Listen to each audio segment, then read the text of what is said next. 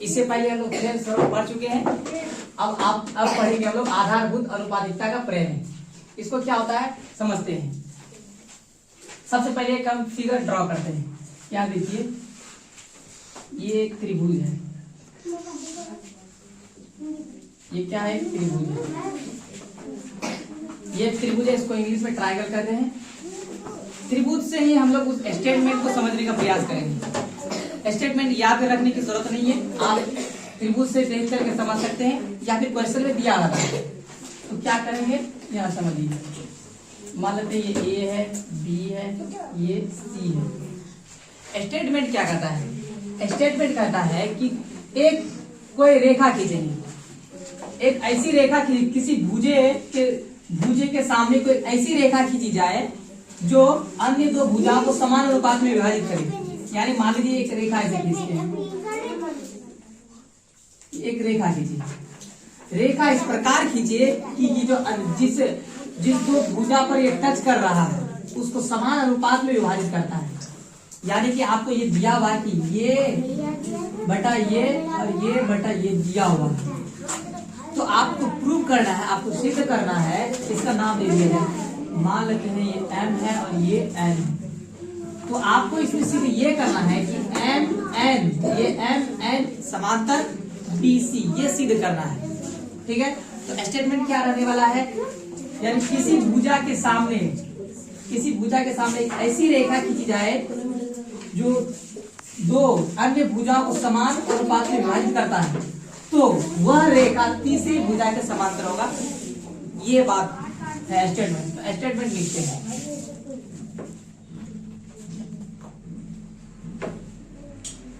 किसी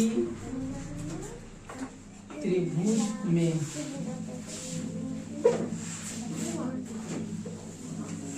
खींची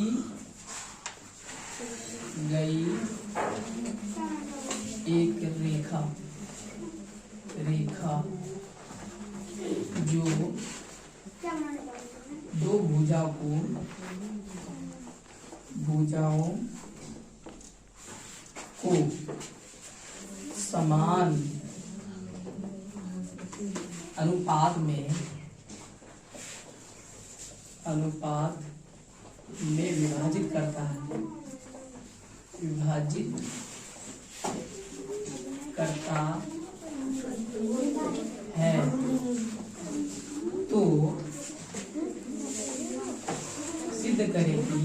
विभाजित करता है, तो सिद्ध करे कि वह रेखा तीसरी भुजा के समांतर होगा। तीसरी भुजा के समांतर होगा।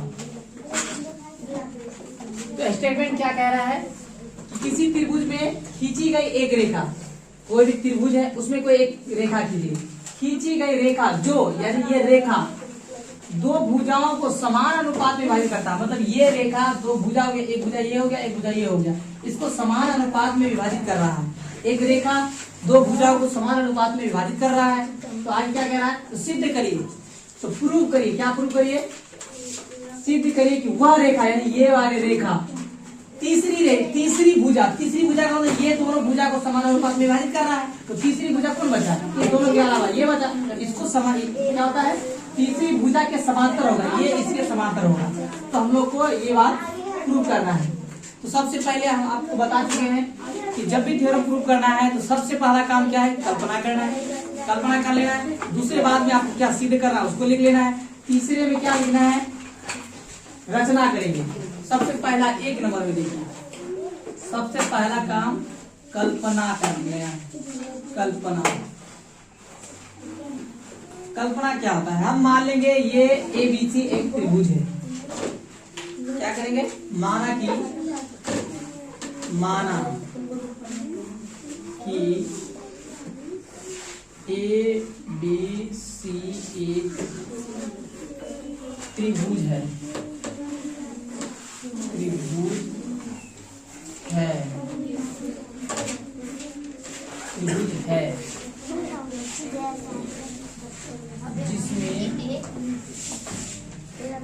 जिसमें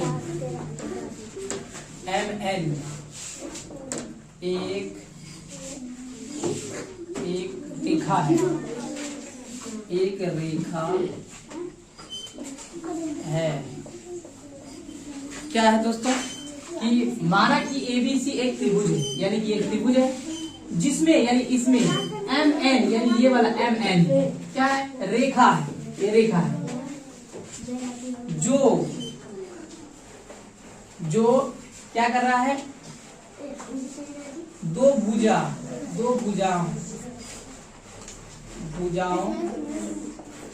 भुजाओं AB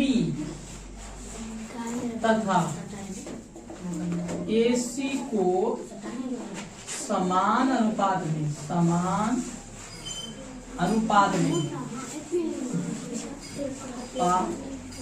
में विभाजित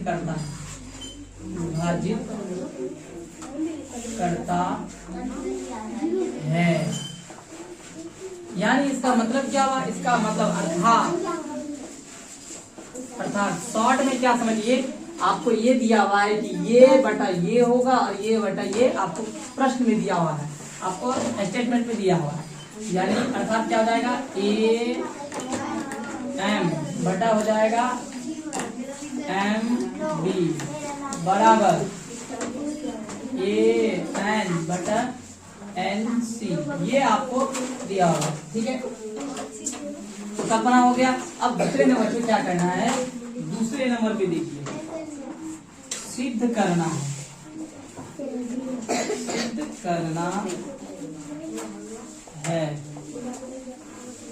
क्या सिद्ध करना है, सिद्ध करना है कि, तो क्या सिद्ध करना है दोस्तों, यहाँ क्या बोला है स्टेटमेंट में, क्या बोला है, यदि कोई रेखा दो भुजाओं को समान अनुपात में विभाजित करता है तो सिद्ध कीजिए कि वह जो रेखा है तीसरी भुजा के समांतर होगा, यदि MN समांतर BC प्रूव करना है, सिद्ध करना है। क्या सिद्ध करना है कि MN रेखा जो है वो समांतर होगा। इस तरह दो लाइन खींच देंगे तो उसको समांतर कहा जाता है। ठीक है, समांतर होगा, किसके समांतर होगा, BC के समांतर। ठीक है, पहला आपको कल्पना कर लेना है, दूसरे में आपको सिद्ध करना है और तीसरा नंबर में आपको लिखना है रचना को इसमें कंस्ट्रक्शन कहते हैं। तो लिखेंगे रचना क्या होता है दोस्तों, आप इस चीज को प्रूव करने के लिए जो एक्स्ट्रा काम करते हैं, जो एक्स्ट्रा चीज करते हैं उसी को रचना कहा जाता है। तो हमको क्या करना पड़ेगा, हमको कुछ रचना करना पड़ेगा। तो हम क्या करेंगे, एक लंब डालेंगे इस तरह से, एक यहाँ एक लंब डालेंगे, यहाँ भी एक लंब डालेंगे। जिस तरह से थेल्स थ्योरम में किए थे एग्जैक्ट वही करेंगे। ठीक है, तो यहाँ पर एक लंब डाल दिए। याद रखना है, जब भी लंब की बात हो तो उसके नीचे में हमेशा जहां पर लंब डालोगे वह 90 डिग्री का कोण बनेगा। तो यहाँ 90 डिग्री का कोण बना है, यहाँ भी 90 डिग्री कोण बना। तो आप इसी तरह से फिर इसको ऐसे मिला दीजिए। ठीक है दोस्तों, अब फिर इसको भी मिला देना है। तो हम लोग क्या किए, रचना का काम कंप्लीट हो गया। इस चीज को यहाँ पर लिखना है, तो क्या लिखेंगे, हम लोग क्या किए, हम लोग पहले लिखेंगे, इसका नाम दे देते हैं। मान लिया जाए इसका नाम P है, इसका नाम Q। ठीक है, तो हम लोग लिखेंगे PM लंब AM डाला। क्या लिखेंगे, PM लंब। इस तरह से जब भी दिखेगा समझ आना है कि वो लंब की बात कर रहा है। तो ये PM लंब हो गया। तो किस पर डालें, तो AM तथा, और क्या किए भाई, देखो यहाँ QM, क्या करेंगे QM, ये भी लंब डाले हो, कहां पर डाले हो, AN पर। तो AN आप लिख लो। और क्या किए हो आप, N से C को मिला दिए हो, N से B को मिला दिए। इस चीज को भी लिखो, एवं M से C तथा N से B को मिला दिया,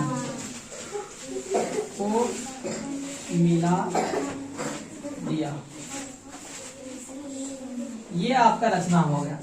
रचना में क्या होता है, जो काम आप एक्स्ट्रा करते हैं उसको लिख दीजिए। हम इस चीज को असल में दिया हुआ नहीं था, लेकिन हमको प्रूव करना है, इस चीज को लिखने की जरूरत है, तो हम इसको लिख देंगे। तो इसको हम लिख दिए। ठीक है, तो पहला काम कल्पना हो गया, सिद्ध करना हो गया, रचना हो गया। अब हम लोग चौथा में लिखेंगे प्रमाण। प्रमाण क्या होता है दोस्तों? कोई भी चीज आप सिद्ध कर रहे हैं कि आप सही है या गलत है, उसके लिए कुछ प्रूफ दिखाना पड़ेगा। तो प्रूफ क्या है आपके पास? जो प्रूफ है यहाँ प्रूफ दिखाएंगे, उसको कहेंगे प्रमाण। ये हो गया प्रमाण, यानी कि आप प्रमाण दीजिए कि ये चीज कैसे हुआ। यही चीज अब हम लोग प्रमाण करने वाले हैं। तो ठीक है, इस चीज को, ये वाला जो है ना, आप इसको समीकरण मान लीजिए, समीकरण 1 है। जैसे हम लोग थेल्स थ्योरम में क्या किए थे, इसमें त्रिभुज का क्षेत्रफल निकाले थे, सेम चीज यहाँ करने वाले हैं, एग्जैक्ट सेम। यदि आपको थेल्स थ्योरम समझ में आ गया तो ये आ जाएगा, यदि थेल्स थ्योरम समझ में नहीं आया तो ये भी नहीं आएगा। इसलिए यदि आप चाहते हैं इसको समझना तो पहले थेल्स थ्योरम को बार बार रिवाइज करिए। नहीं हो रहा याद, रिवाइज करने के बाद उसको 2 से 3 बार लिखिए, अपने आप याद हो जाएगा। ठीक है, अब चलते हैं प्रमाण में क्या करेंगे। अब पहले हम लोग लिखेंगे त्रिभुज AMN मिलेंगे, त्रिभुज AMN में, ठीक है, AMN में लिखेंगे। इस त्रिभुज का क्षेत्रफल लिखेंगे, त्रिभुज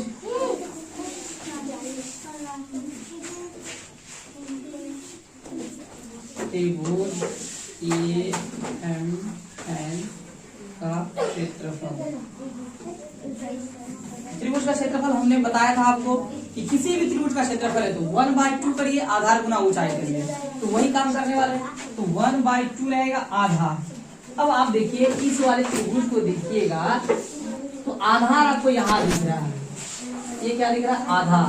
तो आधार क्या हो जाएगा? AM हो जाएगा, AM। ठीक है, अब ऊंचाई आपको हम बता चुके हैं। ऊंचाई का मतलब होता है किसी भी शेप है, कोई भी आकृति है तो उसका टॉप पॉइंट है, हाईएस्ट पॉइंट है, उससे एक लंब डालना है आपको। उससे जो लंब डालिएगा तो वही ऊंचाई हो जाएगा। अब आप देखिए इस आकृति को देखिए, इस शेप को देखिए या इस ट्रायंगल को देखिएगा, तो ये है टॉप पॉइंट है। यहाँ से एक सीधे लंब डालेंगे तो ये जो लंब होगा यही ऊंचाई हो जाएगा। तो हम लोग ऊंचाई में क्या लिखेंगे? PN कह सकते हैं या NP कह सकते हैं। तो क्या कहते हैं? NP क्या कहते हैं? NP हो गया। ठीक है दोस्तों, कोई दिक्कत नहीं। यहाँ से समीकरण 1 कर लेते हैं। ठीक है, अब देखिए हम लोग को क्या करना है। हम लोग को दिया हुआ है कि ये वाला बट्टा ये वाला दिया हुआ है, तो वो प्रश्न में दिया हुआ है, हम लोग भी उसी चीज को लाने की प्रयास करेंगे। तो ये तो हो गया है, यहाँ पर देखिए AM तो हो गया है, AM आ रहा है। अब हमको चाहिए MP, तो MP मतलब ये वाला चाहिए। तो ये वाला त्रिभुज यहाँ पर बन रहा है, देखिए यहाँ पर त्रिभुज बन रहा है। इसका मतलब अब ये वाला त्रिभुज ले लिए, तो अब हम कौन वाला त्रिभुज लेंगे? अब ये छोटा यहाँ वाला त्रिभुज लेंगे। ठीक है, तो वही हम लोग करने वाले हैं। एक समीकरण 1 में ऑलरेडी मान चुके हम लोग, 1 नहीं मानेंगे, इसको 2 मान लेते हैं। तो ये पूरा मिट गया, इसको आप देख लीजिए, लिख देते हैं। ये अब दिख रहा होगा आपको, नहीं दिख रहा है तो थोड़ा देख करके मैं लिख देता हूँ। ये समीकरण 2 है। ठीक है, कोई दिक्कत नहीं। अब इसी प्रकार इस वाले त्रिभुज में आएंगे। अब लिखेंगे, अब त्रिभुज किस त्रिभुज में ले रहे हैं? MNB में ले रहे हैं, MNB में। ठीक है, सेम चीज करेंगे तो दोबारा उसको एक्सप्लेन करने की जरूरत नहीं, मैं डायरेक्ट कर रहा हूँ। क्या लिखूंगा मैं? त्रिभुज MNB का क्षेत्रफल। ठीक है, MNB का क्षेत्रफल सेम चीज करेंगे, 1/2 आधार क्या है आपको अभी मैंने बताया, आपको पता होना चाहिए। तो आधार मेरा MB है। ठीक है, MB। अब देखिए दोस्तों, इस ट्रायंगल के लिए, इस त्रिभुज के लिए ऊंचाई क्या होगा? ऊंचाई क्या होता है? तो सबसे ऊंचा पॉइंट होता है, सीधा डालेंगे। तो इससे हम यहाँ लंब डालें तो यही ना हुआ जी, यही हुआ क्या? यही हुआ ऊंचाई। तो वही डालेंगे, उसी को फिर से लिखेंगे NP डालेंगे, NP। इसको आप समीकरण 3 मान लीजिए। ठीक है, अब इसको कंपेयर करेंगे दो और तीन को। क्यों कंपेयर करेंगे? तो देखिए यहाँ पर आपको AM/MB दिया हुआ है, तो यहाँ पर AM आ रहा है, यहाँ MB आ रहा है। इसका मतलब मेरा काम यहाँ से बनने वाला है। जब काम बनेगा तो काम करिए। तो क्या करेंगे? आपको लिखना है समीकरण 2। देखिए ऐसे दो लिख दीजिए और इसको घेर दीजिए, आदमी समझ जाएगा वो समीकरण। आपको समीकरण लिखने की जरूरत नहीं है, तो दो लिख दिए, समीकरण 2 ऐसे, इसका मतलब होता है एंड। समीकरण 3 का तुलना करने पर, तुलना करने पर, तुलना का मतलब होता है हम डिवाइड करेंगे, एक को दूसरे से डिवाइड करेंगे, यानी पहला वाले को दूसरा वाले से डिवाइड करेंगे, यानी इस वाले को इससे डिवाइड। तो आप देखिएगा जब इससे इसको डिवाइड करिएगा, देखिए यहाँ पर 1/2 दिख रहा है, यहाँ पर 1/2 दिख रहा है, सेम चीज को सेम से भाग दीजिएगा, खत्म हो जाएगा। तो ये और ये खत्म हो जाएगा आपका, ये अलग है, नहीं खत्म होगा, और ये भी खत्म हो जाएगा आपका। तो इधर वाला क्या ऊपर में बचेगा त्रिभुज AN का क्षेत्रफल। जब भी आप कंपेयर करिएगा तो दाहिने वाले को दाएं वाले से, बाएं वाले को बाएं वाले से करना है। तो इधर लिखेंगे त्रिभुज AN का क्षेत्रफल बटा करना है आपको, बाय देना है, क्या करना है, ये तीसरा में क्या है, त्रिभुज MNB का क्षेत्रफल। ये तो ऐसे ही रहेगा दोस्तों, क्यों, क्योंकि यहाँ तो कुछ सेम है नहीं जो कटेगा, तो ये ऐसे का ऐसे रहेगा। बराबर करेंगे तो ये खत्म, AM बचेगा यहाँ, AM बटा में क्या करेंगे, AM बटा MB। तो इसको हम लोग समीकरण 4 मानेंगे। दोस्तों हम लोग को प्रूव क्या करना है कि ये समांतर ये है। देखिए कोई भी चीज आपको प्रूव करना है तो पता होना चाहिए कि वो प्रूव होगा कैसे। तो ये कोई भी दो समांतर रेखा तभी हो सकता है, यदि कोई दो रेखा समांतर कब होगा, जब उसके अंदर कोई दो त्रिभुज बन रहा हो। ठीक है, कोई एक चतुर्भुज, देखिए यहाँ चतुर्भुज बन रहा है, चतुर्भुज के अंदर दो समांतर रेखा तभी हो सकता है जब उसके अंदर बने दो त्रिभुज, उसके आप डायगोनल्स को मिलाइएगा, विकर्ण को मिलाइएगा तो दो त्रिभुज बनेगा। यदि दोनों त्रिभुज का क्षेत्रफल बराबर हो गया, यदि क्षेत्रफल बराबर हो गया तो हम कह देंगे ये दोनों क्या है, समांतर है। तो हम लोग को प्रूव क्या करना है, इस वाले त्रिभुज, ये जो दिख रहा है आपको, ये वाला त्रिभुज, ये वाला त्रिभुज और ये वाला त्रिभुज, या फिर ये वाला त्रिभुज, किसी दो त्रिभुज को हम लोग को बराबर दिखाना है। तो वही हम लोग करने जा रहे हैं। तो इस तरह से हम क्या करते हैं, समीकरण 4 मान लिए। तो हम देखिए एक अभी इस तरफ का लिए, इस तरफ का लिए है, ठीक है, तो इस तरफ का हम लिए, उसी प्रकार सेम टू सेम इधर लेंगे। तो जब सेम चीज को बार बार करते हैं तो हम लोग डायरेक्ट इसी प्रकार लिख करके आगे करते हैं। ठीक है, अब हम लिखेंगे ठीक इसी प्रकार। थोड़ा इधर आ जाइए, यहाँ पर देखिए, अब इस चीज को बार बार नहीं लिखेंगे, क्या करेंगे, डायरेक्ट लिखेंगे। हम देखिए ठीक इसी प्रकार, ठीक इसी प्रकार, इसी प्रकार, ठीक इसी प्रकार का मतलब जैसे हम लोग इधर किए वैसे इधर, इधर भी जब सेम हम लोग करेंगे ना तो त्रिभुज क्या हो जाएगा, AMN का क्षेत्रफल बटा इधर वाला लेंगे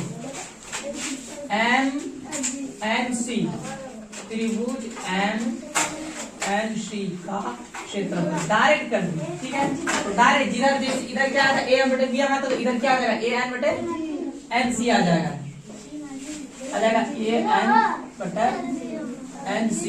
ये चीज हम लोग डायरेक्ट कर दिए, सेम चीज को बार बार करने की जरूरत नहीं है, आप वहां समझ लीजिए। अब इसको समीकरण हम लोग 5 मान लेते हैं। ठीक है, कोई दिक्कत नहीं। अब देखिए दोस्तों, हम लोगों को क्या प्रूव करना है, तो समांतर रेखा, इस दोनों को दो समांतर रेखा, हम अभी जस्ट बताया कि दो रेखा समांतर कब होगा, जब उसके अंदर बने दो त्रिभुज का क्षेत्रफल बराबर होना चाहिए। यानी कि MNB का क्षेत्रफल MNC के क्षेत्रफल के बराबर होना चाहिए। तो वही हम लोग करने वाले हैं। तो आप यहाँ पर देखिए, यहाँ देखिए, यहाँ AM बटे BM है, और इधर दिखाइए यहाँ पर AN बटे NC है। तो ये चीज आपको देखिए पहले से बराबर दिया हुआ है। क्या दिया हुआ है, बराबर दिया हुआ, यानी कि ये चीज और ये चीज बराबर है। समझिए, यदि बाएं वाले चीज बराबर है तो ऑब्वियसली दाहिने वाले चीज भी बराबर होगा, यानी कि ये दोनों आपस में बराबर है। क्या ये बराबर है, तो हम ऐसे फिर से लिखेंगे समीकरण 5 नहीं, पहले हम 4 लिखते हैं, 4 और 5 का तुलना, ठीक है।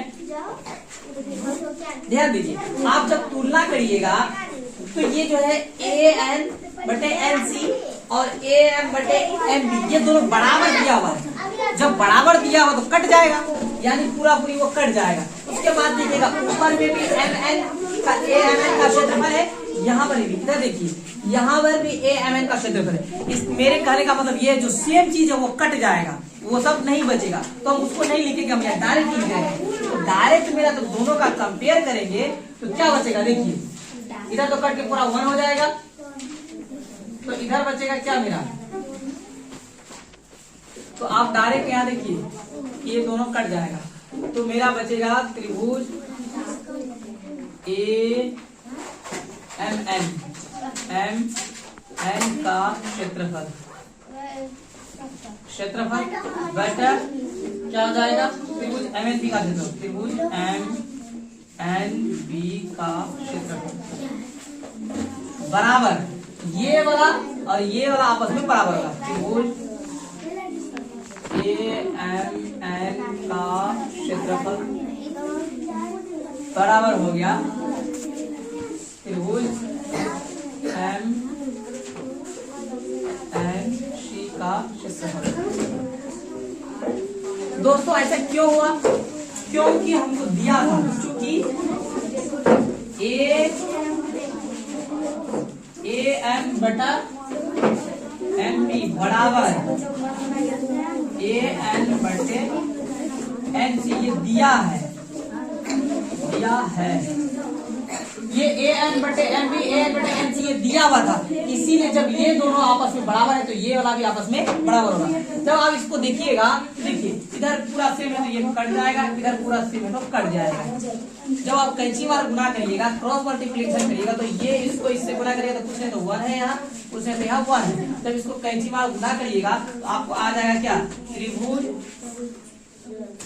एम एन बी का क्षेत्रफल जो है बराबर होगा किसका, त्रिभुज एम एन सी का क्षेत्रफल। अब देखिए हम आपको क्या बताएं, ये दोनों रेखा समांतर तभी हो सकता है जब इसमें बने दो त्रिभुज, ये एम एन बी और एम एन सी, ये दोनों त्रिभुज, ठीक है। तो एम एन बी कहाँ है, एम एन बी ये हो गया, और क्या है एम एन सी, ये दोनों त्रिभुज का क्या क्षेत्रफल बराबर हो गया। जब बराबर हो गया तो हम लोग डायरेक्ट कहेंगे कि ये दोनों समांतर हो गया बराबर, इसलिए एम एन समांतर होगा किसका, बी सी का। ये हम लोग कर देंगे प्रूव। तो आपको ये थ्योरम कैसा लगा, यदि ठीक लगा हो तो वीडियो इसी तरह से आता रहेगा, आप उसको देखते रहेंगे। Thank you.